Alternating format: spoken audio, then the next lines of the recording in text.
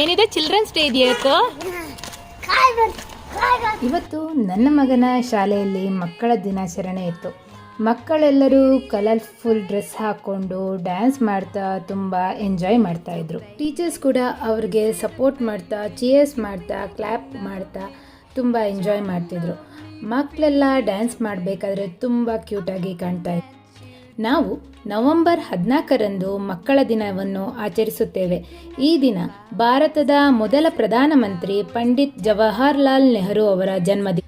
ನೆಹರೂಜಿಯವರಿಗೆ ಮಕ್ಕಳಂದರೆ ತುಂಬ ಇಷ್ಟ. ಅದಕ್ಕಾಗಿ ಅವರ ಜನ್ಮದಿನದಂದು ಮಕ್ಕಳ ದಿನವನ್ನು ಆಚರಿಸುತ್ತೇವೆ.